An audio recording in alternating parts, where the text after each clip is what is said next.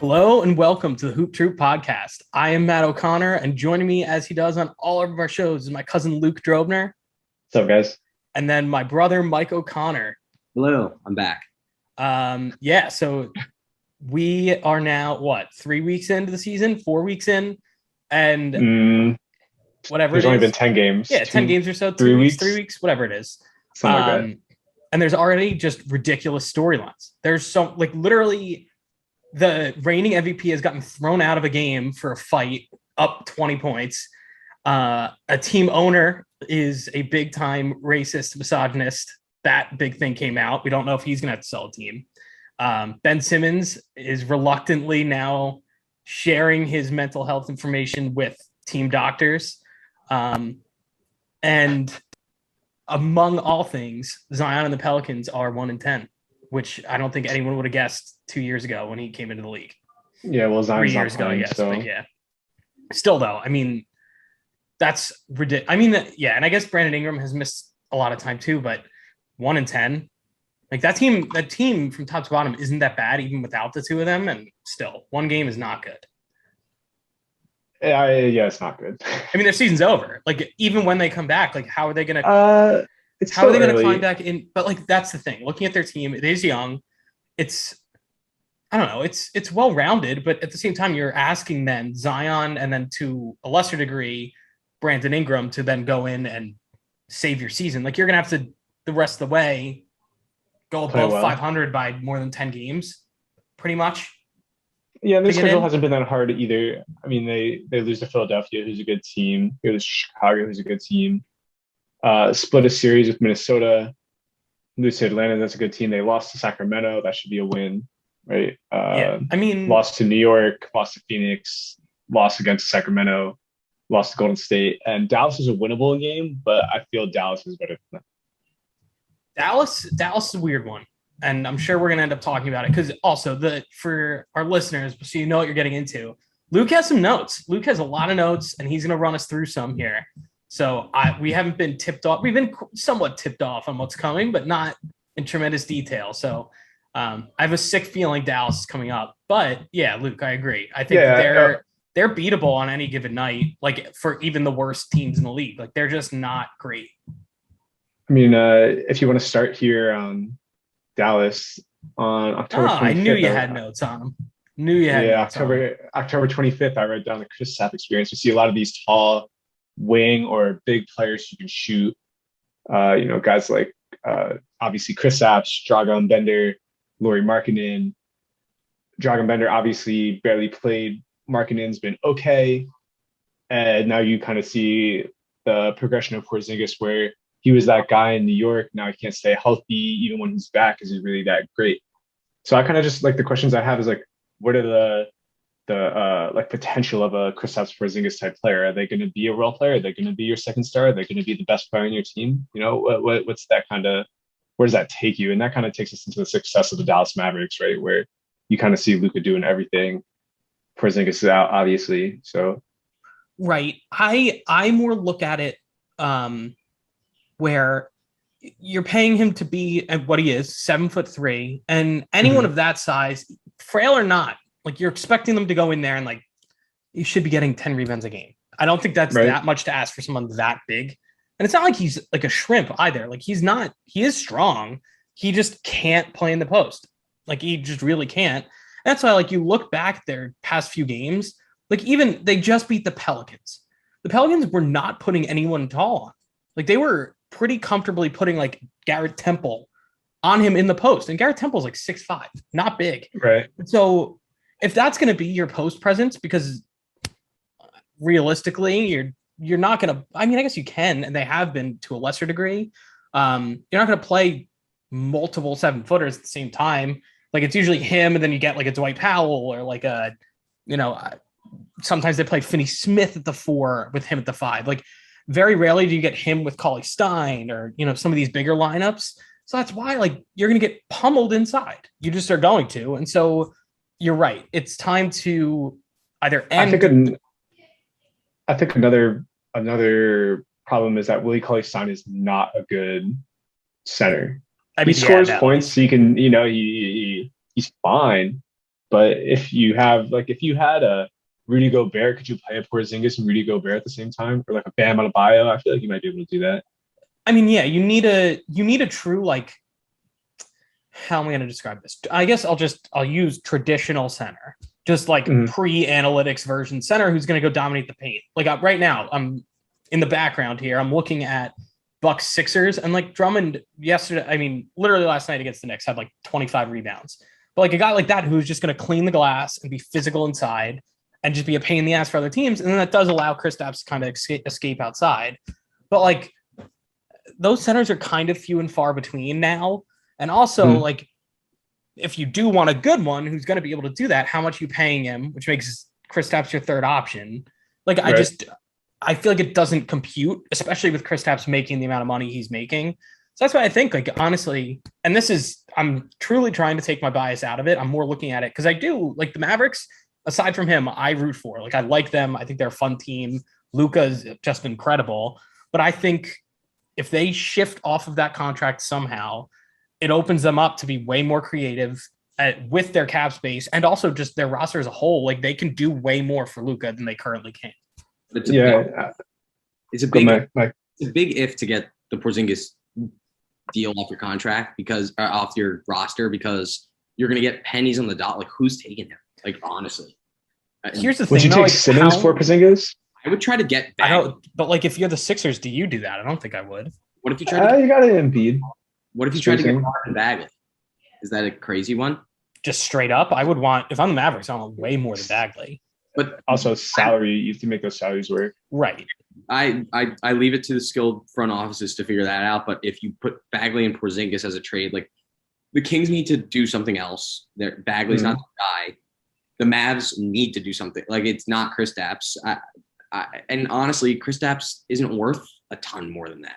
Like, I mean, I think you're in the right mindset because I mean I think that's why the Kings have been linked to Ben Simmons as well. It's clear that they are ready to make some sort of change, like whatever they're doing right now. Like they have 4 solid guards. They're going to try and ship some of them off who really aren't in the future, and like try and mix it up. Buddy Hield's going to get moved. Right, exactly. So you're going to see guys like that kind of get passed, and then obviously like Bagley's not even in the rotation right now, which his agent is, I think, like. Curious. I think he's like trying to raise it with the league to get an investigation into like misconduct by the Kings because there's some amount of money they would have to pay him if he played X amount of games, and they're pretty much just not doing that. But yeah, like they're clearly going to change. I have a follow-up note on the Mavericks. So here we are. We're talking about trying to move Porzingis. What's the trade value for other guys on the roster like Dwight Powell, Willie Cauley-Stein, Dorian Finney-Smith? We're talking about how the Mavericks need to make changes to their roster to support Luka, and it might be bigger than just moving Porzingis. It might be who can we move? What can we change to help Luka? I like guys like Jalen Brunson. I think someone like Jalen Brunson should be on the roster, 6-man type guy. I think he's really great. But obviously there are pieces on that roster where you're like, okay, like we can potentially move this. We can collect some assets for it or something. Yeah, I agree. I mean, I think you look at, and they have a lot of those like combo like forward centers in like Dwight Powell, Maxi Kleber, guys like that. You don't need several of them on your team. So I think you could move one. I mean, I think they are valuable players. So I think you might want to hang on to one of them, but like, yeah, absolutely. Like I think other teams would welcome one of them on their team as well. So like, I think you could move some things around, especially to you look at salaries. You look at, and you're exactly right. Like you look at Jalen Brunson, he is going to be a free agent after this year. If you don't think he's coming back, like, yeah, maybe you move him. Because I'm sure, once again, he's the type of guy that I think teams would very much value on their roster. And I think the Mavericks do, just probably not at the price he wants, especially when you have to factor in that you're about to, that Luka contract's about to hit. You're currently paying Porzingis all that. It's not like Tim Hardaway is a cheap contract. It's still like, favorably sized. So, maybe, and like, I don't think the Reggie Bullock experiment is really working there for some reason. I like him, but he's another one that I think other teams would be happy to trade for. And so maybe you can rework some stuff. Maybe you switch around and try and get other guys in there that try and, fit those two better before finally saying, all right, F it, Porzingis, you're gone. Mike, you got something? I mean, again, you guys are more knowledgeable than me on if this is feasible, but I think the Bucks did a really good job of this. The Bucks had to do something. You have like one of the best players on the planet, right? And you need to keep that person happy. You've drafted them. They probably have Giannis's case definitely has this feeling of loyalty. You hope Luka feels that about Dallas, but Luka vaulted the Mavs timeline to like win now. You could, like theoretically, if the team was good enough, and he's good enough. Yeah, but you got time with them. Right. I agree with you. Time, but you want to prevent him from wanting to leave. And what the Bucks did was give up. Everyone was like, "Holy shit!" They gave up that much for Drew Holiday. Like they were like, "Oh shit!" But it won him a championship. He's gonna stay. He's happy. And Drew Holiday I'm gonna call him a star. Like he's a star, and fair enough. And he works with that particular player. And I think this is all preface to say, why not package a bunch of these weird combo forwards who are good? And by weird, I don't mean not good. I just mean like weird. Like it's just like they're Maxi Kleber, but like very interesting that that's a person in my life. But what if you package that for a 2-guard, Bradley Beal? I mean, send the kitchen sink to Washington and say Kristaps and all of this and picks. And give us. So Beal. hear me out. And Washington's not going to trade Bradley Beal. Which Luke, I don't know if this is in your notes, but Washington looks good this year. Like they actually look so much improved. And I guess like anyone like my idea? Yes. I mean, I like your idea, but at the same time, like it's not going to be Beal. Like you're going to have to find the right. Do you like the idea of maybe a McCollum? If McCollum becomes available, like then you do that trade. If Dim moves on, you could potentially get McCollum there, and that would work with the Luka McCollum because McCollum's not really a point guard. The one issue they're running into is the Knicks still own one of their picks, and so you're not allowed to trade picks in consecutive years. So it's not like they're going to be able to give up a pick at least in the next, I think, 3 years. So you're going to have to project. It's going to be a way future pick, which, maybe a team wants that. Maybe they're like, we're banking on you guys not being good in the long run and that pick being valuable. Or they're like, no, we want something more immediate. So you don't have that same luxury of trading away 3 firsts for Drew Holiday. So like, that's where I think it gets a little tough because you would need to assume that Porzingis is enough, which after how he's played there and the amount of time he sat out, like, is he? I don't know. I don't think so. Who knows? All right, Luke, what do you got next? Yeah, let's stay on the topic of some trades here. We're going to move over to the Lakers and speculation. Obviously, Westbrook's been a little bit of a problem there in LA. A little bit. Spacing's not working out great. I don't know if you guys want to make comments on that. Luke, it's awful. It's so bad. Melo is the best player on the team. He is the best player on the team, but LeBron's out. So, Luke, what's your note? Okay, so thinking Ricky Rubio had a big game the other day. God damn it! Shot really well from 3-point. Why range. Are you doing this? What was it? I think he was 8 for 8 from 3, or maybe you missed the 9. Yeah. But there's another guy in Cleveland that wants to get out, and by the way, he knows LeBron, Kevin Love, and we talk about Russell Westbrook's contract and how big it is. Kevin Love's got a big contract too. You can make those salaries work. So I'm saying and Kevin Love and Westbrook also have 2 years left on their deal. So the money swap works out.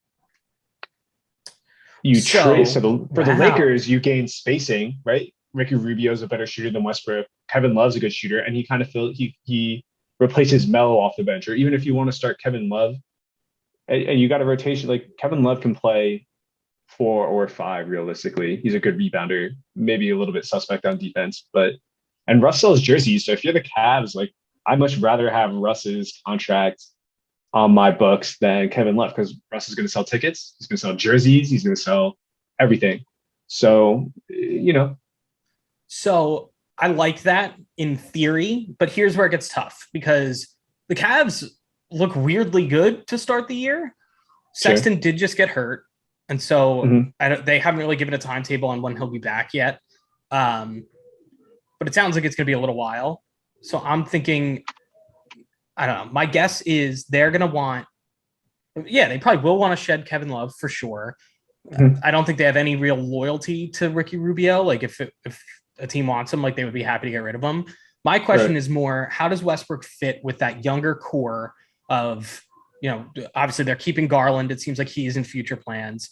They have Okoro, who they drafted last year. And then they have, of course, Evan Mobley.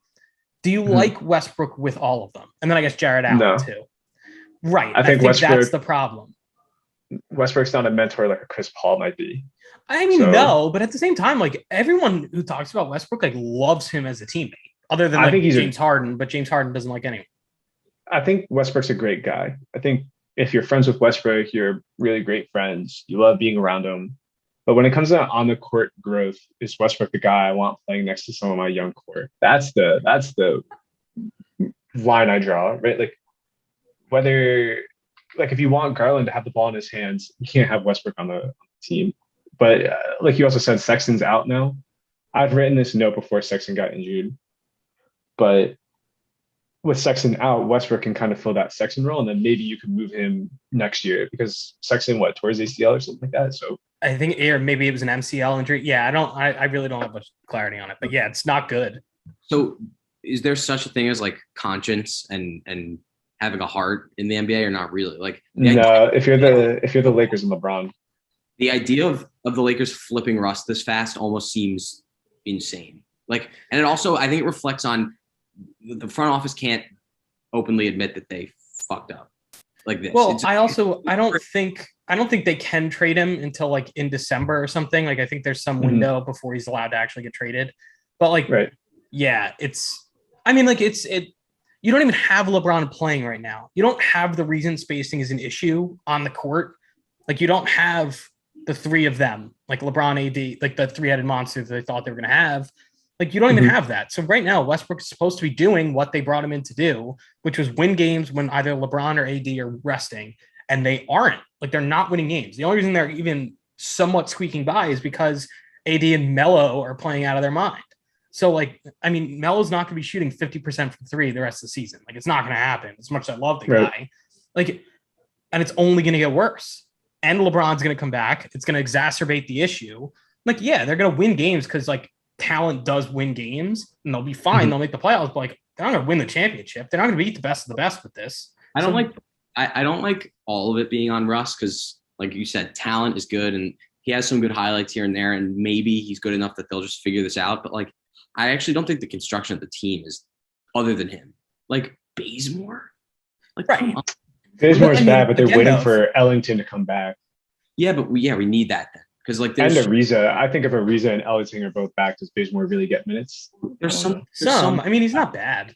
Some white guy playing on the Lakers right now who I've never seen before. Austin Reeves, he's a rookie out of Oklahoma. Yeah, he's actually not that bad. This guy's getting solid. Like, I don't know. There's just like weird stuff going on. So yes, but that's also because like if you think about it, you have 3 max contracts on your books right now. You can't really fill out the rest of your roster unless it's like minimums or younger players. So that's why they're in this situation. Like, they did it themselves, where you could have traded what you traded to get Westbrook, and you could have done the Buddy Hield trade. The Kings brought in better spacing and more complementary players, had more of those role players for like that lower price tag that would even out to what Westbrook makes alone, and you'd be way better.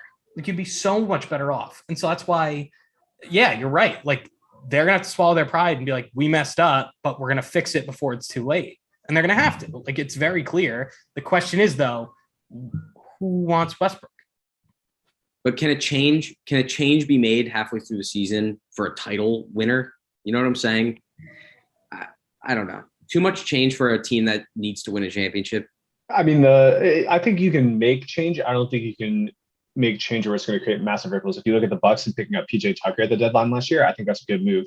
But when it's trading your third best player, your second best player, like Westbrook is, you don't really want to do that. Yeah. Here's the thing. Like, I look at what Sam Presti's doing with the Thunder, and like, they're young. They have a lot of good players. SGA looks great. They were going to trade him this offseason. There were rumors that they offered the Pistons for the first round pick. Like, and they, for some reason, the Pistons didn't take it, which honestly, I don't understand. Look, if you want to send picks, Westbrook, like multiple picks and Westbrook to the Thunder, I wonder if SGA is available. And honestly, he'd be a good fit around LeBron and AD. The question is is he a good enough third option? Maybe. Like, he looks really good on the Thunder, but he has no real playoff experience. He has that one, run when He was Chris on the Paul was there. Clippers. Yeah, he was but on like, the Clippers when they were good, the scrappy Clippers. right. But I'm just saying, like, none where like you're really in contention for a title. Like, you're actually making that push, and it's like intense because like they had that one Chris Paul year where they won a series and they, had the run to the second round and lost. How much are you putting on your third star? Right, he has playoff experience. He knows these are big games. He understands where the fouls are going to be called and whatnot. I feel that's enough. No, but again, it does boil down to are the Thunder really going to want that reunion? Like, do they want Westbrook there? maybe. Like, and so I don't know. I think it's interesting to speculate about because there's no right answer at this point. Like, they're going to have to figure it out until maybe a solution does pop up. But for the time being, it doesn't look good. I like your comment about Sam Presti because I have a note here about OKC. I guess I was watching one of the games one night and they have some good pieces, and I think they can hit it big on this year's draft. There's a couple guys at the top of the draft, Chet Holmgren and Paolo Banchero, I think say it. The French guy could both. No, he's Italian. He's from Seattle. Yeah. He went to school at the street. Yeah.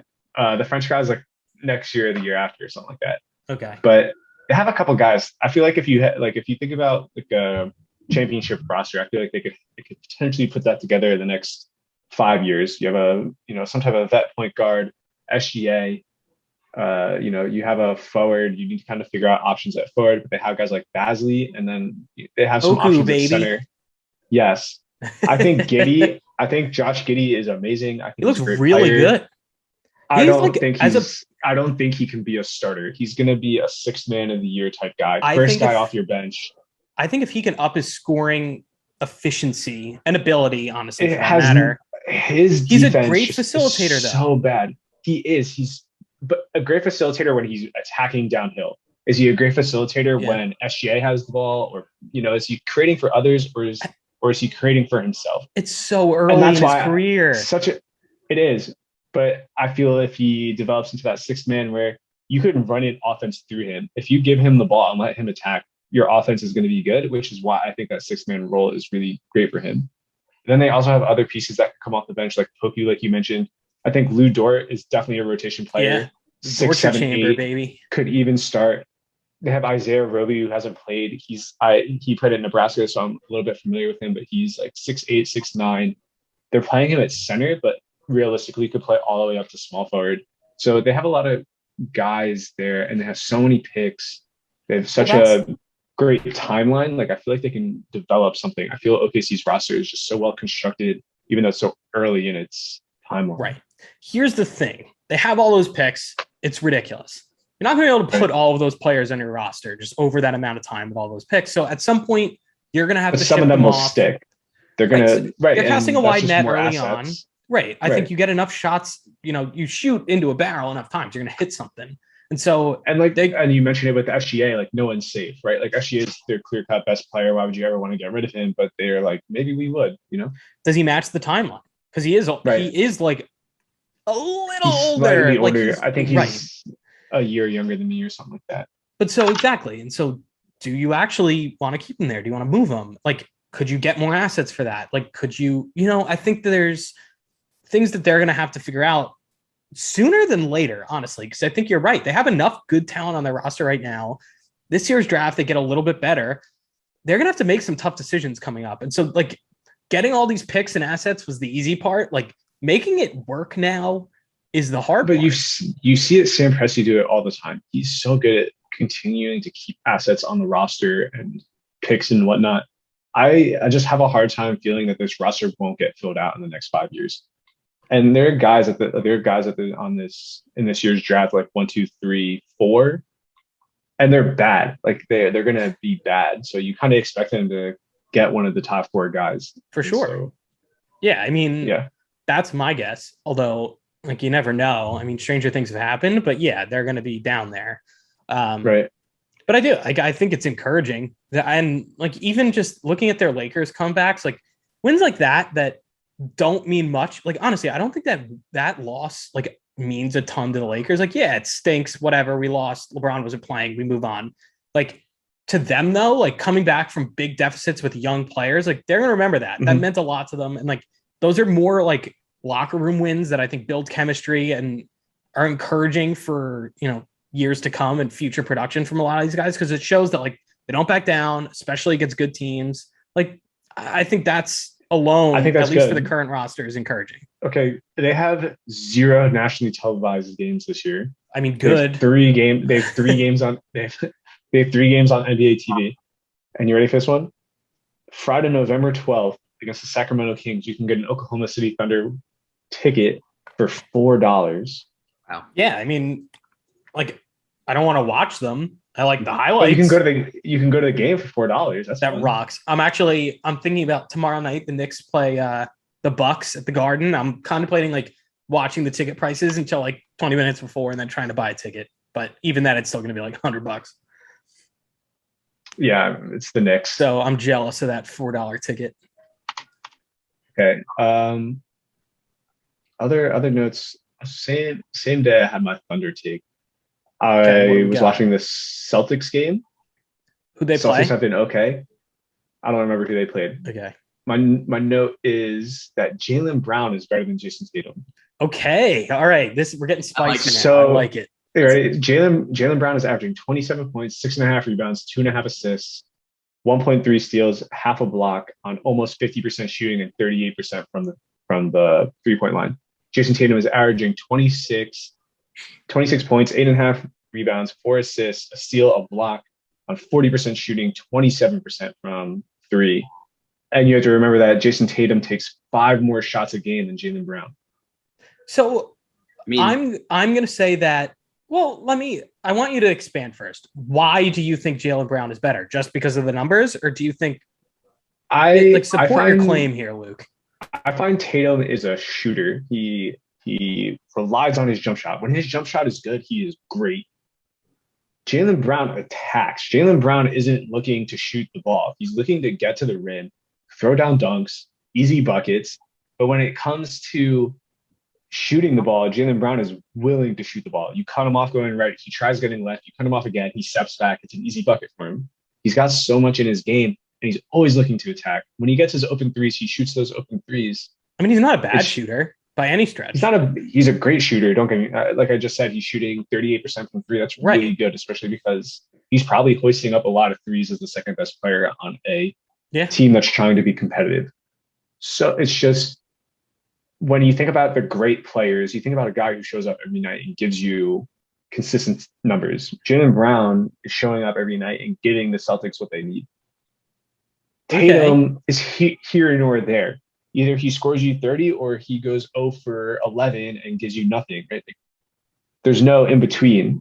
I'd rather have Jalen Brown as my first option on the Celtics, and that I think Tatum's got a lot of hype around him. I think Tatum is, everybody looks to him to be like this Kobe guy. It's such a great rookie year, but like if I'm the Celtics front office, like am I saying to myself, like, what could I get for Tatum and see what I can do with Brown, right? Like, oh, that is so. Okay, Michael, go. I don't know. You're just reading the numbers, and besides the 27% from 3 that Tatum has, which is bad, like he's a small sample size. It's 10 games. But also, either way, they're both all-stars. Like that, those are all-star stats. You have 2 all-stars on your team. Sure. And then the rest of the roster's ass. And I agree with what you said. Like I've watched the Celtics a few times, and they actually are really frustrating. They're a frustrating watch. They're not fun to watch. Would you? Yeah. I 100% agree with you. It's not fun to watch. No, they're not cool. And there's like no joy there. And it has a lot to do with like Marcus Smart being a weirdo about like them not. I don't think Marcus Smart is the weirdo. I think Marcus Smart's right. I do too. I think he's right, but it's not doing anything good for the locker room either. Well, I mean, the players only meeting. How many teams have players only meetings within the first 10 games of a season? The Celtics need to make a change. That is for sure. Like something's got to change. You have 2 all-stars that you at least know. You've never heard anything about them not coexisting well. Yeah. And then on top of it, I was saying the Celtics are not fun to watch because there's no joy or whatever. Well, they are especially not fun to watch when Jason Tatum's having one of those 0 for 11 nights. I know we're like Kobeing him or whatever, but I do think there is a lot of value in Jalen Brown, how you describe him. Like someone who can put his head down and get to the rim that's just going to give you higher percentage jump shots. Versus Jason Tatum's like a little bit Larry Bird-esque in the sense that, yeah, he's more athletic, but he's not like he's not exploding down the no. He's more, but that's we say like Jalen Brown can get to the rim. Tatum can get to the rim too. He just chooses not to. I'm going to offer my take on this because I don't necessarily agree. I think Tatum is better than Brown. I think they're both great. Like I don't want to undersell one or the other. I think it's more an issue with play calling and game plan.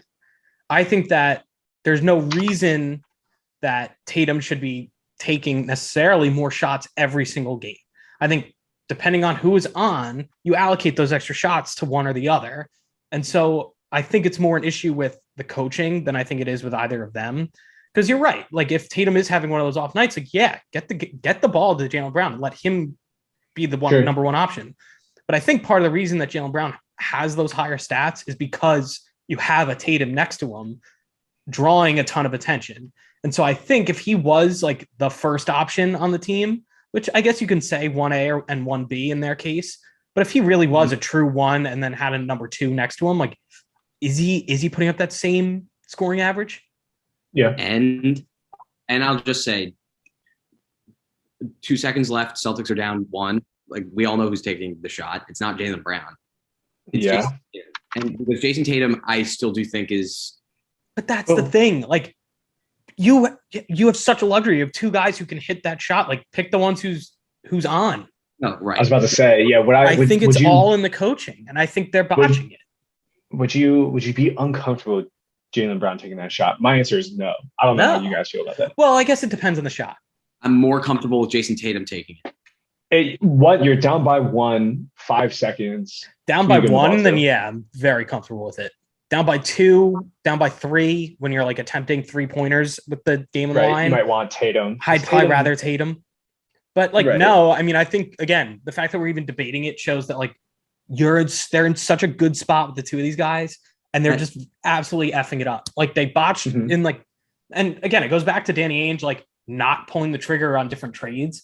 They were in a position where they did have valuable assets and they just sat on them and they depreciated. And now they have nothing worth trading that teams want. And so you are kind of stuck right now. And so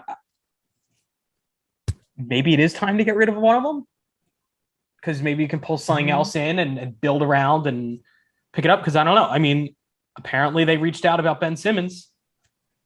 Then it came out that the Sixers are like, you have to give us Jalen Brown no matter what. Yeah. But, I mean, I think the Sixers are right in being a little stubborn like that, but this seems. Yeah, no, I know. I would not do. I will say 1 for 1 there. Just to bring it back to saying that they have 2 All-Stars, and I think they should not trade either of them or get rid of them. Shouldn't 2 All-Stars lift up a shittier roster, especially when you have 2 of like the most highly coveted thing in the NBA, which is 3-and-Ds. I'm calling them both 3-and-Ds, wings. They have a lot of guys. But you have 2 All-Stars that are long 3-and-D wings. That should be lifting this team's ceiling a little higher than where it is right now. They don't have any like facilitators on their team. What's the difference? Like even Schroeder being good and being great. That's the question that I think we have to answer with Tatum and Brown. Are they good or are they great? Is Tatum good or is he great? And right now, both of them are just kind of good. Right? I mean, yeah. They're 4 and 6. Like they're not. Okay. They're good. But this is great. This is what we're supposed to be doing every week. We have to speculate on what the information we have. Yeah. That's okay. So staying on the topic of Tatum, one of my notes I have down here is about a youngster on the Detroit Pistons #1 overall pick, Cade Cunningham. And I kind of say to myself, watching him play, is Cade going to be more like a Tatum? Or is he going to be like Luka or LeBron, which are obviously his player comps? Like, oh, he's tall and he play makes, but his short sample size has been iffy for me, and I'm concerned that he ends up turning into this I jack up threes and I'm good, not great type player. And that's not kind of who you want with your #1 pick. So especially because some of the other guys have looked unreal. So yeah, and I think, I mean, granted, he is coming back. Like it's not the most seamless ways of entering the league. You don't have a great team around you. And additionally, like if you look at the way teams have been playing them since he's come back, is like Mhm. their whole defensive scheme is oriented around him, which not many Right. rookies face that.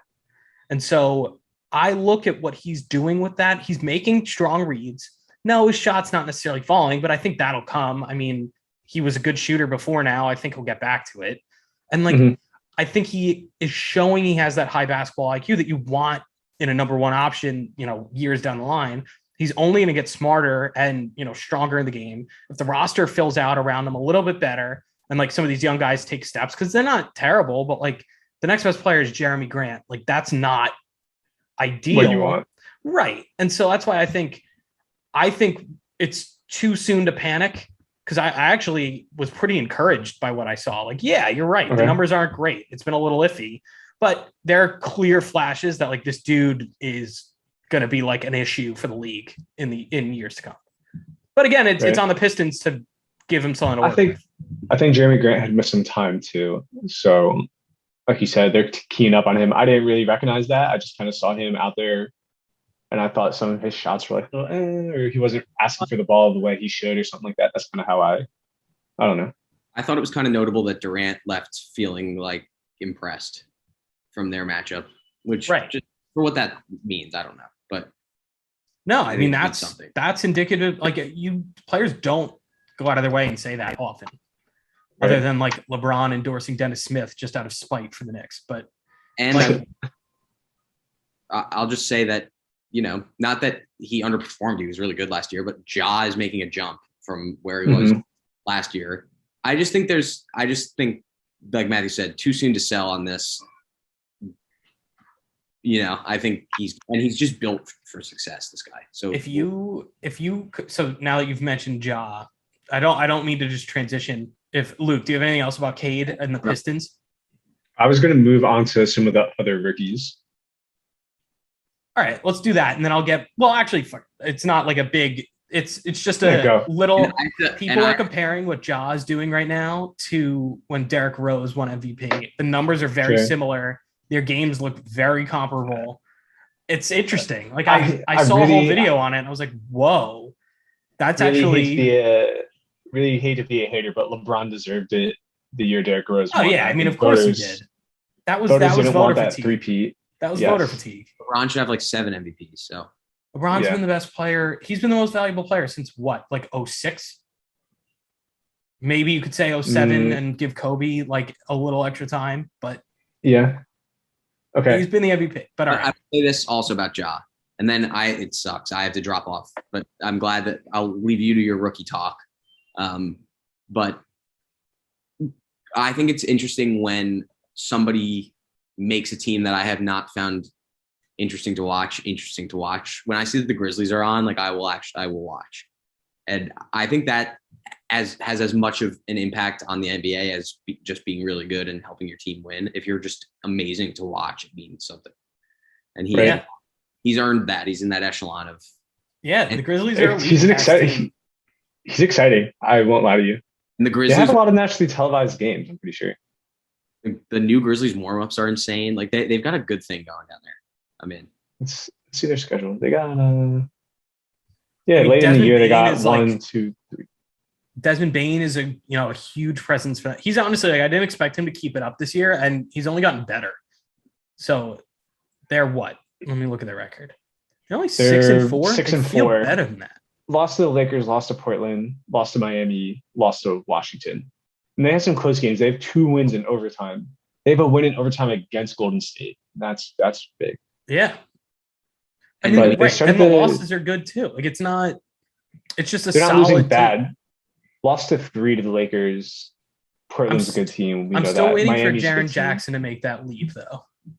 Yeah, I don't know if he's ever going to do that because he's one of those Porzingis type players where he's not a center, but he's not a forward.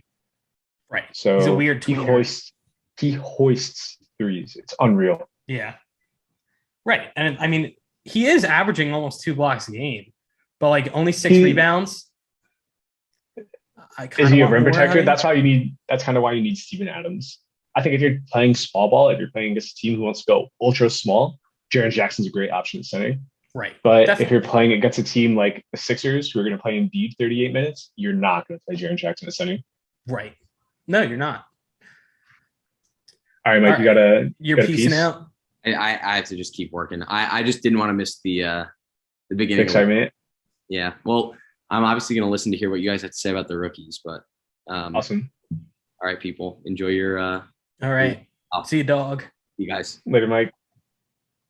All right, Luke, hit me. What else we got? I'm glad Mike talked about exciting people to watch, because this is the next guy I want to talk about, Jalen Green. He's exciting to watch. I find myself tuning into more Rockets games recently than I have. I didn't expect to watch any Rockets basketball, but I'm like, oh, Jalen Green's on. I watch it. I think he's so good. The way he attacks the rim, the way he's aggressive, I think is What's exciting. Funny though is like he's just such a spark plug. Like he is so aggressive. There's so much energy in the way he plays.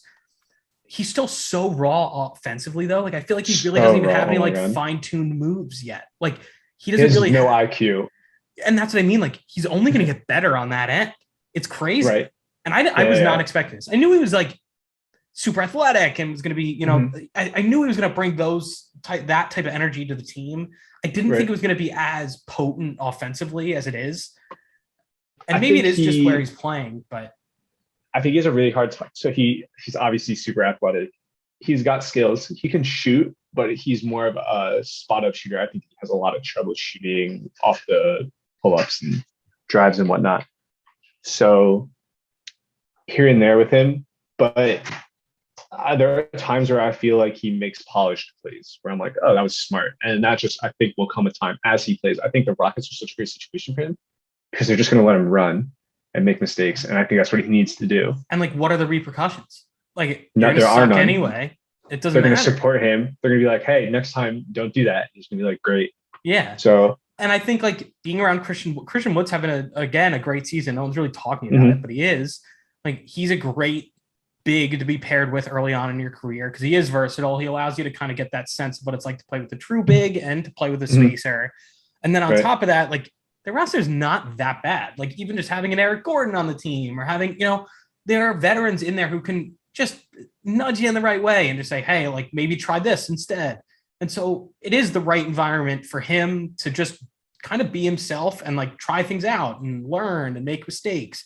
So I'm intrigued to see what happens to him like as the season goes on, because if he does get a little more disciplined and doesn't make as many of those mistakes that rookies make, I mean, he could easily be rookie of the year, like very easily. I mean, if we want to talk about rookie of the year, it comes down to two guys. It comes down to Evan Mobley and it comes down to Scotty Barnes. That's just the 10 games we've seen. But those are the two best rookies at this point. And Scotty Barnes, I think, should run away with it just because I think he's playing quality minutes on a pretty decent Raptors team, whereas Evan Mobley is just kind of like in there making plays for the Cavs. Right? I don't know. The Cavs aren't bad. They're honestly, I mean, you look at the standings right now, they're right next to each other. Like Cleveland right now, 7-4, Toronto 6-5. Yeah, Cavs are in 5th place. Raptors are in 8th. They've played 11 games. And again, things are going to change with the Cavs. They just lost Sexton. They're probably going to fall off. But you're right. Yeah. You're right. I think the Raptors minutes are way more meaningful, especially because they've been without key players like Siakam. I think Van Vliet missed a little time. Like they've had guys in and out of the lineup, and he's stepped up. Like he's playing such complete basketball. It's not the flashiest necessarily. No, there's nothing flashy about his game. Right, but it's such smart basketball. It's disciplined. It's high IQ. And so it's that, element of his game that's allowed them to be successful. Because honestly, without him, I don't think they have that record. No, they don't. I think he plays his role perfectly. And I think the Raptors are like, look, this is what we need you to do. We don't need you to do anything more. We don't need you to do anything less. Scotty has embraced that, which is good because I think over time they'll rely on him more. And I think as they push him, he'll grow. And I remember thinking back to the draft, thinking, oh my God, it's so weird that the Raptors didn't take Jalen Suggs at 4. Like, why are they taking Scotty Barnes? But it's kind of shown now, right? You see Scotty Barnes as an NBA player and Jalen Suggs down in Orlando, and Suggs has struggled a little bit. but that could also be because the Magic are not nearly as good as the Raptors. And Cole Anthony is so ball dominant. Granted, it's working out Yes. for him, but yeah, could be a couple of factors. While we're here on the Raptors, Svi Mykhailiuk, I was watching some Raptors the other day. I'm a big fan. He's like 6'7", shoots the ball well. I think he can take people off the dribble. I think down the line he could be a quality starter, just kind of like a Joe Harris. Think he maybe could start? Yeah, I think he's like a Joe solid role player. Like I equate him as like a. I don't want to put him in the same Bazemore category, but I think he's like a Bazemore, and I don't think Bazemore should be starting. So like good bench player for sure. He's like 2 months older than he's 2 months younger than me, Svi Mykhailiuk, but he's 6'7", 205, which is very comparable. He also doesn't appear 6'7". Wow, I didn't realize he was that tall. Very tall. Huh. Joe Harris is 6'6", 220. But Joe Harris is 30 and Svi Mykhailiuk is 24. So you kind of expect Svi Mykhailiuk to fill in. Yeah. Yeah. And also another comment I had about Jaylen Brown was sooner or later down the road where the way he attacks the basket, you kind of hope he fills out into like an Anthony Edwards type person where he kind of has that strength funny? because fills out like the younger guy. Anthony Edwards is a year older than him, but he's a year older than Jaylen Brown. Yeah. Anthony Edwards, he was a rookie last year. Jalen Green's a rookie this year. Oh, I thought you said Jaylen Brown. I was like, wait, what? Jalen Green. Yes, you want him to fill in for sure. Yes, Jalen Green to fill in like Anthony Edwards. Yeah, sorry. I was like, whoa. I might confuse those a lot. And another note I had about the Rockets was Kevin Porter Jr. thinking about what he would look like on a good team. Could he I feel like he could be like a Jordan Clarkson somewhere. Yeah, I could. I mean, I think the reason the Cavs gave up on him was kind of the attitude thing, which I don't think has been an issue with the Rockets. I think he's gotten more of what he wants on the Rockets. Yeah. And so what happens when you're not in that system where it is, you're kind of just like, all right, go do your thing, dribble a lot, score. Mm-hmm. Like when you're not in that same position, is he going to be as happy? And, maybe he's learned his lesson. I don't know. But... Well, because if he's the sixth man, you kind of expect him to lead that bench unit. So he kind of gets what he wants. He's just not a starter. Right. And so, I don't know, but you're right. I think that is certainly interesting. But for the time being, I think he's in a good spot to kind of grow a little bit and get comfortable with that idea.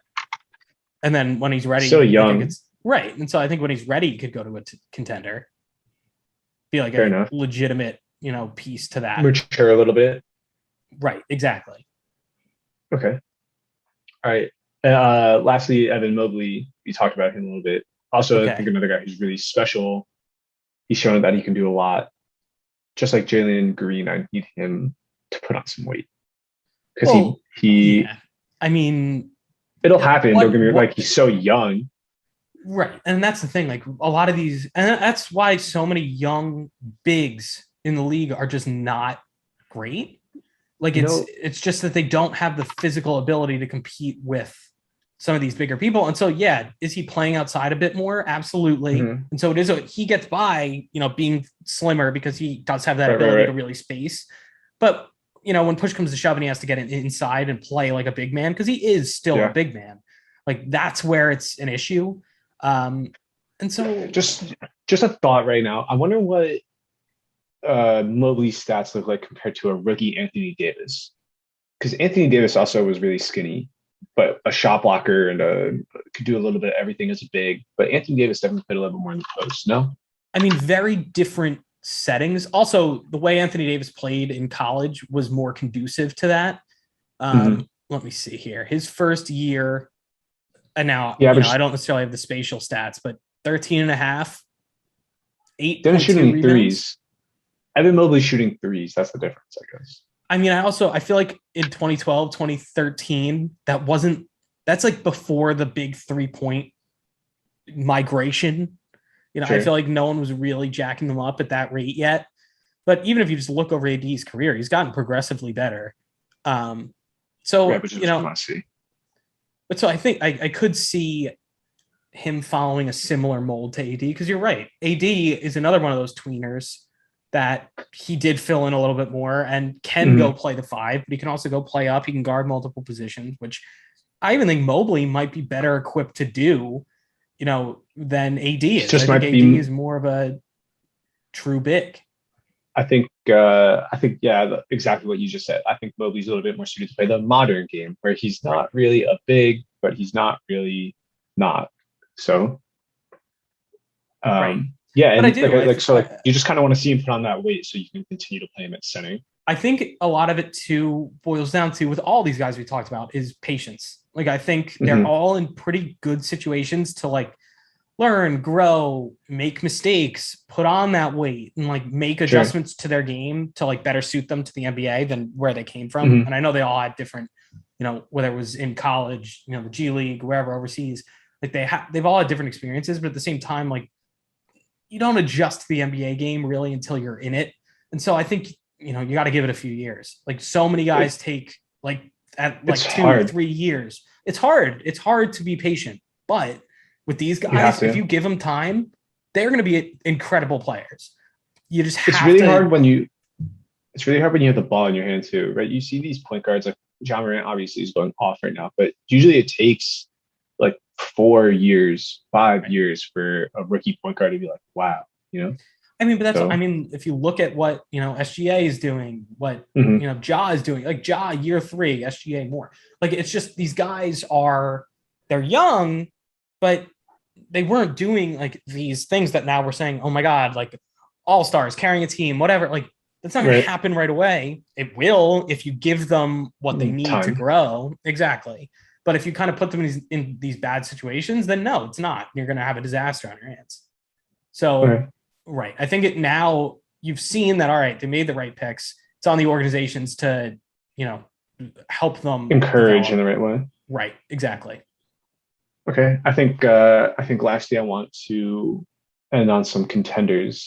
All right. Let's do it. I have a lot of Bulls notes. Well, because they rock. I love the Bulls. I'm a big supporter of the Bulls, but my first note was that DeRozan is shooting about 40% from 3 on a little over 2 attempts per game. So yeah, the thing with him is no one cared about the Spurs while he was there. If we're being honest, like, they were a team that no one really paid attention to. Everyone was just like, oh, like, his game is lost. He's in, San Antonio now, just kind of being the same Raptors DeRozan he was. And like, I think we overlooked the fact that he very much improved while he was there. And I think now that he's on a team with like legitimate talent again, it shows that he's better. And there's a reason he's like propelling them into, I think they're 3rd in the East right now. They are in, 3rd right now. Well, tied for 3rd. Okay.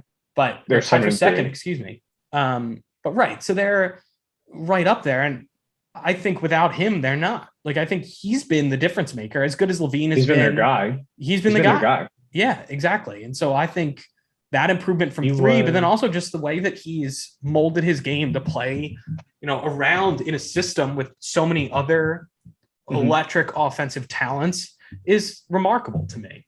They still got to figure out the defense. The defense is not great, but I don't think their defense is bad though. I think Lonzo and Caruso come up with enough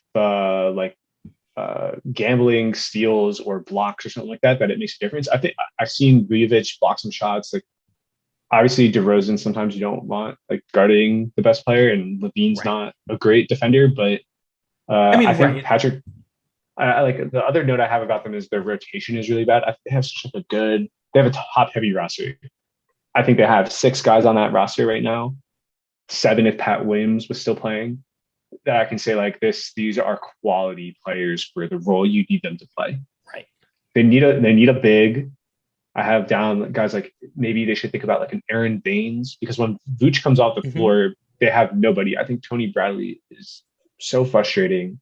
Yeah, I agree with that. So, I mean, my thing is, when you look at their roster, there aren't many holes you can plug.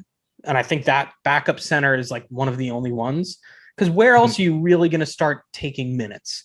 Because so many of the way that they run their rotations, like it's not like they're doing like a true 10-man rotation every night. No. And so, yeah, you're gonna have a few backup center minutes that need to get filled. But like realistically, I mean, how many minutes a game is Vucevic playing? Let me take a look here. But like, let's see, he is playing like 34 minutes a game. So that leaves 14 bench center minutes. That, yeah, you definitely need to fill them. But you just need a guy that is going to make an impact. I also have written down DeMarcus Cousins. DeMarcus Cousins 14 minutes a game. Why not? I mean, he's a free agent. You could get that man. He's sitting on his couch right now. Like, why not pick him up? He's not bad, and I don't understand why he's on his couch. Like, I think he's been fairly productive, and again, it's been in weird roles. But yeah, he does more for you in 14 minutes than Tony Bradley can, and that's because he can shoot. Sure, he's not a great defender, but you can kind of hide him a little bit. He can block some shots, right? I think your offense can kind of flow the same. And then so they traded Thad Young, who I think was a huge loss, especially now that Pat Williams is playing. But they need forwards. They have no forward depth. After DeRozan, like, you can play DeRozan small forward, power forward. Sure, you can go ultra small with DeRozan at power forward, but really he's a small forward shooting guard. They have nobody after that. Like, nobody.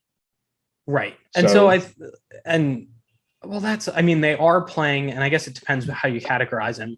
Like, they're playing their rookie Desanmu. Like, he's honestly a guard. He's a guard. Right. But he can play the three. And I agree. Like, I think their size is the issue. Their bench size is where it becomes more of a problem. They have Derek Jones Jr., but again, like, I'm not playing him. Not playing him as big. He's not a big forward. He's a small forward. Right. And that's why. Also, has Kobe White played? He is not yet, I don't believe. I think Is he injured? I believe he's active. He is? They should.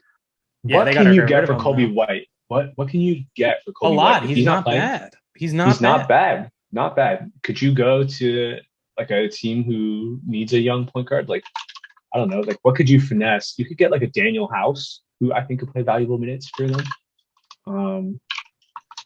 Right, and try and swap and get a bigger, more valuable forward.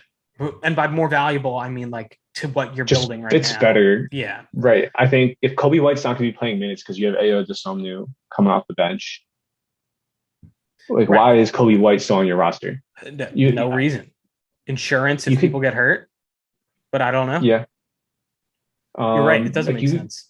Like, what would you have to do to, I guess, like, the Kings don't need more guards, but I was thinking like a Harrison Barnes, I think would be really great for them. Who's the Jay Crowder, PJ Tucker? They need that type of player on their roster, you know? Yeah. And I think that player is just so valuable. Could you trade Kobe White to the Pistons for Jeremy Grant? Could you trade him to the Pistons for Sadiq Bey? Someone like that, maybe, you know? Right. I think, interestingly enough, Caruso is kind of playing that role right now, and it's weirdly working. We've seen that with Marcus Smart. Do you want that? Not necessarily, but I mean, if the season ended today, is he making an all-defensive team? 100%. He's been unbelievable on the defensive end. I think he's leading the league in steals.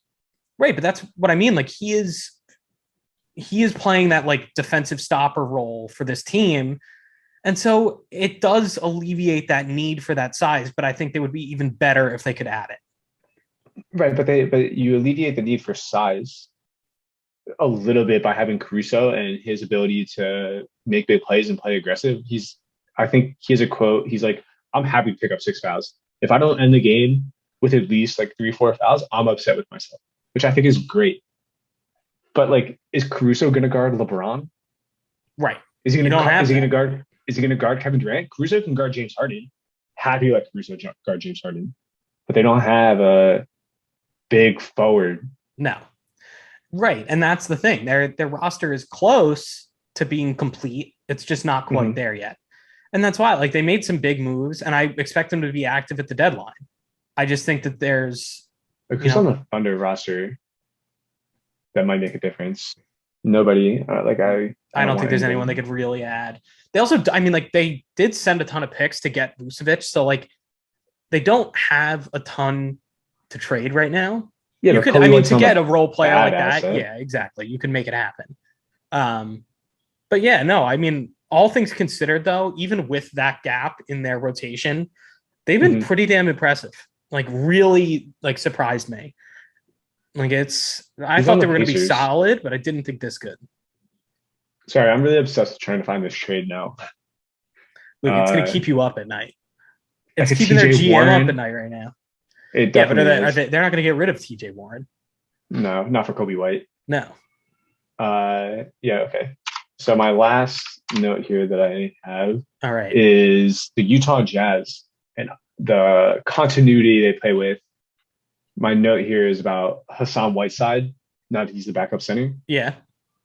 I think that was so brilliant because they play a full 48 minutes of Jazz basketball now. There is no stoppage of just like barrage, like the threes, and they're controlling the glass. They're blocking shots.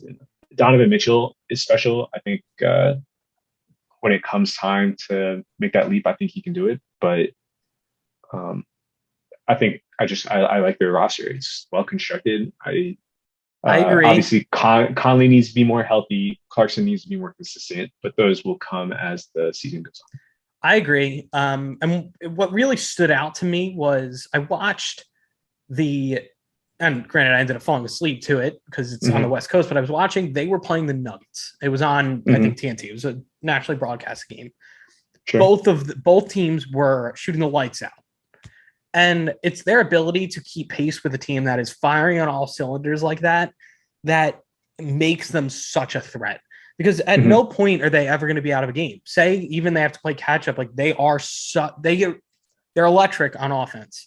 And defensively, yes, they can absolutely start closing teams down and playing to your own defensive strengths.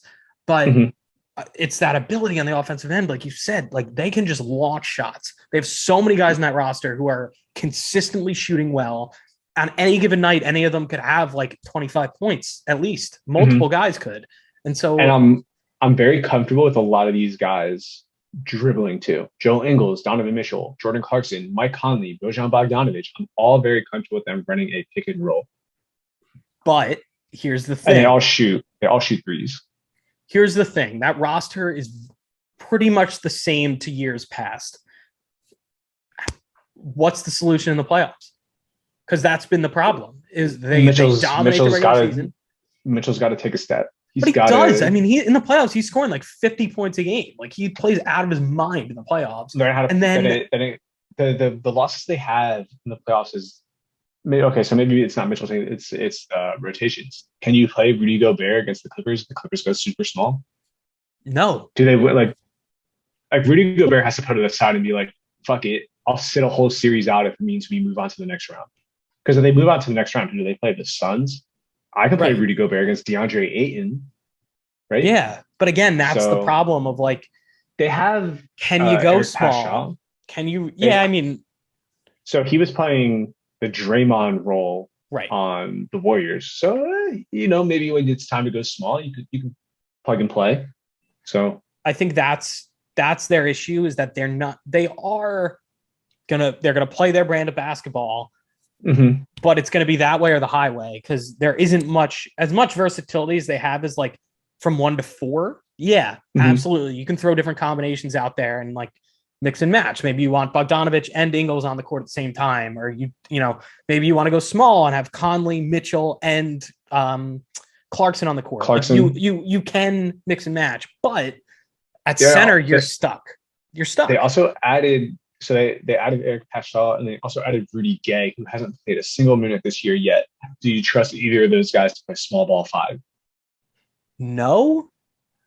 Maybe Rudy Gay, but no. I like if I had to match up Rudy Gay on Nicholas Batum, I'd be comfortable. Right, but now we're like picking specific matchups. Like say you're going small against what's a good example here? I don't know. If you look at if you go small against Boston, do you feel comfortable with Rudy Gay against but like for example, say the standings hold, and let's just say you're in the Western Conference Finals and you're playing the Golden State Warriors. Are you comfortable putting Rudy Gay on Draymond? Not really. And I know Draymond isn't necessarily a threat offensively, but that's a mismatch. What I'm not comfortable with is Rudy Gay switching on to Curry, because that'll happen easily. Definitely. But I might be like, I'd be comfortable feeling like Royce O'Neal on Draymond. Royce O'Neal is like 6'7", 6'6". I don't know. Royce O'Neal is their LeBron stopper, you know? I don't know. I think they're another one that it's very similar to the Bulls that they're missing like that hybrid. I mean, the first round, 100%, but I think they can either make a move at the deadline, or Rudy Gay might be able to show that he can play that, or Eric Paschow can show that he can kind of play that. Right. I don't think either of them is going to see valuable minutes, but they have rotationally a solid roster. Like Rudy Gay is 6'8", 250. Like that's nothing to scoff at. Like that. It's just that he's not built like that physical big. Even if he has those metrics, like it doesn't. No, but you're not like playing that. him. You're not playing him to be a physical big. You're playing him because someone decided to take Rudy Gobert out of the equation. Right. And so it absolutely can work. I think they're going to need to sacrifice some of their regular season success to experiment with it. Yeah, I think they need to figure out when Rudy Gobert is off the floor, how do we play defense? Because when Rudy Gobert is on the floor, it's like we just run everybody into Rudy and Rudy cleans everything up. Exactly. Great. But when we do go small and Paul George is attacking the rim, do you just let Paul George go one-on-one? You're going to get cooked. I don't know anybody on that roster who could guard Paul George. Or like, sure, you put Royce O'Neal on Paul George and slows down Paul George from dropping 35 to putting up 20. But then you're not stopping Kawhi, right? Name someone who's going to guard Kawhi. That's not Royce O'Neal. So. Right. And that's the problem. Like there are some teams that are definitely going to pose those matchups that are very, I feel like it's just an insurmountable challenge. And so that's why I think them and the Bulls are going to have like an arms race to try and find that combo forward. I'd like to see Donovan Mitchell and Mike Conley's ability to get digs on drives. So usually they let everybody drive in. What happens if we let people drive out to the corners, right?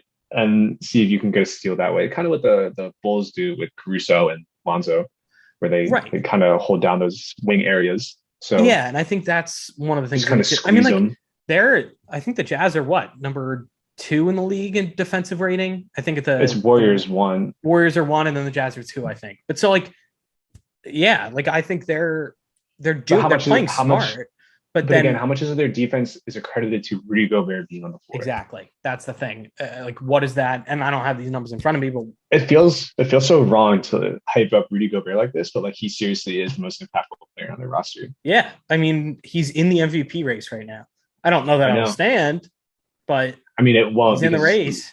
He's not an MVP player. Like who's going to vote for Rudy Gobert? It's like, but he averaged 14 points and 16 rebounds. Like, I'm not going to vote for that. Right now, it's probably leaning Steph right now would be my guess, but it's got to be Steph. Holy crap. Yeah. Although Durant's been playing super well, and that's like in the absence of Kyrie, and Harden's been ass. So it could be like you can make the case, Brooklyn, and then Jimmy Butler's playing well, which I hate admitting. Jimmy Butler's I'm gonna have to buy you a jersey.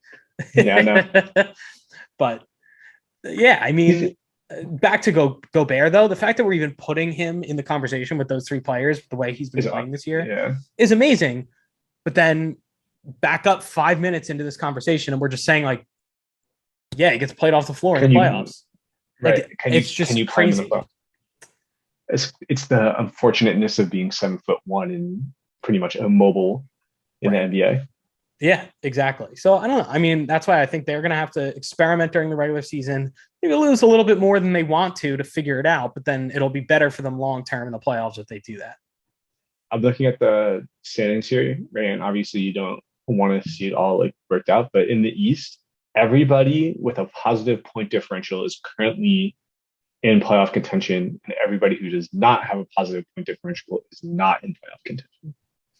That's fitting. Can you believe that? Pretty interesting. In the West Coast, it's like the Dallas Mavericks at negative 2.3. They're in third right now at 7-3, but they haven't played anybody good. I think that's the weird thing. Like they have a good record, and I guess you could say like they're doing what they're supposed to be doing and beating the good teams, beating the bad teams. You're doing your job, but at the same time, what's going to happen when your schedule gets tough? And especially if you're so front loaded like this with easy teams, like later in the year, yikes, that schedule is going to be tough. They're going to be like 7, 8, 9, 10. That's my guess. But I mean, lose to the Hawks, lose to Denver, lose to Miami, beat Toronto, beat Houston, beat San Antonio by 5, not great. Beat Sacramento by 6, not great. Beat San Antonio again by 1. Yep. Boston by 3. That's a quality win, actually. They crushed New Orleans. So maybe they're finding a groove, but like not happy with these results. No. So I think Jason Kidd's such a terrible coach. I mean, we knew that. Like, honestly, when he got the job as the Lakers assistant, everyone was like, he's coming for Vogel's job. This is a bad thing for the Lakers. Like, sure enough, that didn't happen, but like, yikes. We've known this since he left the Bucks. Yeah, I think he's had too many head coaching jobs to be like, okay, this is our guy. Yep. And I don't think it's good. I think he'll be out in to his credit. Years. I'm giving him credit. He's playing Frank Ntilikina, and it's working. Yes, Frank is playing. And playing well. Don't just say that he's just playing. Oh. He's putting in good minutes for them. 5 points, 2 rebounds. Go check out that plus minus in his minutes, Luke. He is a factor. The first couple games he played, he barely played. He played first game, he played 4 minutes. Next game, he played 3 minutes. Right, but when he's playing. And last game, he played 18 minutes. Yeah, he's getting close to shooting. 1 to 2 from 3, 9 points. Not bad. I'm not unhappy. He doesn't need to do more than that. Played. It's more like he's playing good defensively. Like, even if it's like the things that don't show up in the box score, like his minutes matter to that team. He's only 6'4". I thought he was taller. I think he is taller. I think that's wrong. I think he's like 6'6". ESPN's got him listed at 6'4". Yeah. His wingspan is much longer. I know that. Yeah. That's what makes it so easy to play defense. But he does get a lot of shot contests. Which, speaking of shot contests, Evan Mobley, number 1 in shot contests. Yeah. So. I mean, impressive rookies. His ability to guard everybody. I'm shocked by the Washington Wizards. I did not think they were going to be this good. And I think that has to do with their depth. I think that's a team, actually, who, like, I'd be pretty comfortable at the trade deadline moving some pieces. Like, I could see them moving Rui Hachimura or Kyle Kuzma. I think they have a lot on their roster, and I think they can get more out of it. I agree. I mean, I don't know, though, because you don't want to give up too much when it's working. You know, no, and I 100%. think you could get better for sure. But at the same time, like, this has actually like been a pretty impressive season for them, and I think it leaves you something to build off of. So you don't necessarily want to shed that. You have to shed the right pieces. So if Rui Hachimura hasn't played any minutes, he's been out for personal reasons. I'd be very comfortable shedding his $5 million. Very movable, solid player. I wouldn't mind that. That might be the Bulls' answer, Rui Hachimura. Yeah, right. That's the type of player. Can play a little bigger, a little more physical, but like also still like athletic enough and agile. Yeah, 6'8", 230. I'd be comfortable letting him guard a LeBron. Yeah. I mean, it's not gonna be great. He's just young, is the thing. I would rather someone a little older, and But if you had to, like, right? Yes, but I'm saying more from like a physicality and like that standpoint. Yeah, fine, he has it. Mm-hmm. But then when you're looking at it more of like a veteran IQ coaching matchup, right? Like that's tough. Yeah. Portland's hanging around at 5-5. Yeah, the season's going well. Yeah, I'm excited. Basketball's back. Hell yeah, Luke. I'm looking up right now. We got Bucks Sixers. I mean, granted, Embiid's not playing, and I'm pretty sure Tobias Harris is still out. But Chris Middleton's out. Yeah, exactly. They're still. Oh yeah. They're still less. But yeah, the Bucks are up 8 right now, and it's like the beginning of the third quarter. They just went to the White House. I don't know if you saw any of that. I did see that. George Niang, balling. Yeah. He's got 12 points today already. He's got 4 from 3. He looked good against the Knicks last night. Yeah, he had what, like 18 against the first matchup. Yeah, he's not bad. Korkmaz yesterday had a ton of threes. He played well. Like, this Sixers team is actually really good. And like, especially it sucks they don't have Embiid right now or Tobias Harris, but like, and especially Simmons too. You factor all of them in. 100%. Yeah. Like, they're really good. like right now with the Simmons thing, I don't understand why they just don't like just move him for something because your roster is good. Like Paul Reed at small forward right now is atrocious. But if you traded Ben Simmons for like an average small forward, like at least you'd have something. And it also gives you depth. Because Ben Simmons is so good. And it's one of those things where not only are you trading him for what he is, which is like he's a top 3 defensive player in the NBA for the next 10 years. Yeah. He just is. And on top of that, like there is that playmaking potential, that, you know, range that he can play defensively. And I know that kind of factors in, but 100%. And so all that, and then maybe by some act of God, he figures it out offensively. Like just like you're just not going to get his value. Even kind but of. Like cut your losses. I disagree. I think you got to hang on a little bit, boost that value a little bit, and then get rid of him. But I agree. You got to at some point this year make a move. I think waiting until next offseason is a huge mistake. You got to maximize the Embiid window.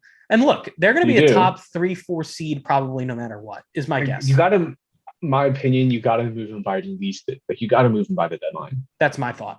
I agree. But if the right deal is not there, I don't know.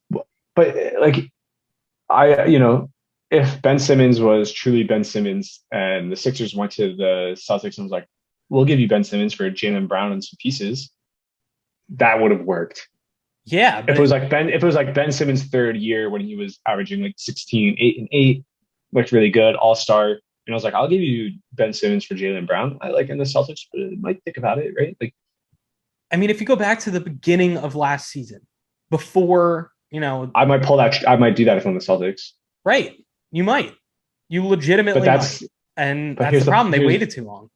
Exactly. And so, like, you can have this dead weight on your roster. It's very clear that he doesn't want to come back. He's going to be difficult the whole way. Right. And I mean, I do believe, like, I mean, there's no way, like, these mental health claims aren't true. Like, that city hates him. Like, that city. Yeah, 100%. I wouldn't want, if I were him, like, how do you go play a home game? A home game. It's not like you're playing in front of another crowd. And then the hostility from other crowds making fun of him, like, it's going to be a disaster when he steps on the court. He's got to get moved. It's the same thing with Fultz. It's like, yeah, just got to change the scenery. Just need to change the scenery, but I still think you can improve that stock a little bit before you get rid of him. What did they get with Fultz? Not like much. First round and maybe like a player. Yeah, they didn't get much. I really don't think they did much. So again, same type of thing. You just got to take it, like, accept that you got. It's different though, because Fultz hasn't displayed like anything even close to Ben Simmons' level of talent prior to 100%. That trade. Ben Simmons has shown that. Level. Ben Simmons has shown that, and I'm going to take us back to just his rookie year. If you had told me, if I look at him his rookie year, I would have said, all right, this guy's a shot at being a top 10 player in the NBA. He has not lived up to that potential at all, but he's shown like he very much could have been, and maybe he figures it out. He's still young. Like, that's why I think you really can't just be like, you know what, fine, we're tired of this, we're getting rid of him. You got to wait. I mean, from his first 3 years, he was averaging 16 points, 8 rebounds, 8 assists, 2 steals, and a block per game. Yeah, 56% really shooting. It hasn't changed. But again, like, Wiggins, year after, like, his rookie year, Wiggins was pretty solid, and we were like, wow, Wiggins could actually be pretty decent. But although like, Wiggins actually, the same player. I hate giving Wiggins credit here. Since he's been a Warrior, he's actually been a lot better. I think but that's also a situation, and it's changed the scenery. I think he has to become more comfortable as like a spot up shooter. I think he hesitates. Like, this is a wide open 3. I should take it, but he's like, I'm athletic and I should get to the rim. I think he was just like, let me shoot this 3, because he's only shooting 33% from 3. But that was never like that his could go up. No, I think as the year goes on, he'll be more comfortable with shooting that, and I think he has the right people around him. I think Curry's a good role model. I think Clay is a good mentor. He'll get there. I think Draymond. I think a lot of people speak highly of Draymond Green and his ability to be a teammate and a leader. So he's played essentially a full season with the Warriors now. He played 71 games with them last year. He shot 38% from 3. So like, we'll get back to that. Right. Yeah, I don't know. I mean, all things considered, like, pretty fun start to this season. Like there's already so much crap. Oh, we didn't even mention the Jokic-Morris fight. Like there's so much. See, that's what I mean. Like the fact that it doesn't even come up. Like it's just there's so much fun stuff happening. Bing bong. Like it's just bing bong, bing bong. Yeah, like this. It's just an unbelievable season already, and that's why like and it's only going to get crazier because there's going to be weird trades that happen. Like you're going to get a lot of the front office mayhem in the next 2-3 months. And then, we're going to hone in a little bit more come playoff time, but like, it's already so exciting. And I know it's only going to pick up too, because as those deadlines start coming, December comes along and every player is then available to get traded. Like, let's go. We're almost there. Most players can't be traded until December 15th. So Right. in a month, we'll get some craziness. Yep. For the time being though, available. just good basketball. I'm happy. I'm excited. Basketball's back. I know. Well, college basketball started tonight too. Yes, Ohio State almost lost. Oh yeah. Yeah, they won on a buzzer beater, I believe. Tonight is it's Duke, Kentucky at the Garden. That's a big game. 9 and 10. Purdue won today, 96-67. There it is. Big win. Big game for win. us. See how our guys played today. Sasha teams are doing. Senior Sasha Stefanovic, 23 points, 5 for 6 from 3. Look at that. Our star only had 8 points and 3 assists. So that's all right. Purdue's going to be Trevion Williams. They're going to be one of those. They're going to be one of my tournament teams. They always are. Jay Billis has us being a strong contender to win it all. Look at that. See, I knew it. I always liked Purdue. Ohio State won 67-66 against. That is tight. Yeah. We got number 1 Gonzaga playing today. You're right. Number 9 Duke versus number 10 Kentucky. 6:30. Fun game. 6:30 Pacific. Oh yeah, you're lucky. You actually get to watch it. There's no way I'm staying up for that. I actually got Kentucky watch the beginning of it, ESPN. But I'm checking a big game from the Dukies. Apparently, they have a good roster this year. Yeah, I think so. I mean, they have, I think, a projected top 10 pick on their roster. So, like, and again, I have to start watching to do some of my scouting to get ready for next year's draft. But yes. Yeah, I know. They have a guy from New Jersey. They have a freshman from New Jersey on the roster, Jalen Blakes from Somerset, New Jersey. Hell yeah. There we go. Pro Jersey. All right, Luke, we've been on here for a while. An hour. Yeah. Like an hour and almost a half. Yeah, that's good. Yeah, we should. All right, let's let the people go. Yes. But yeah, so this is the Hoop Troop podcast. Thank you guys for joining. Join us next time.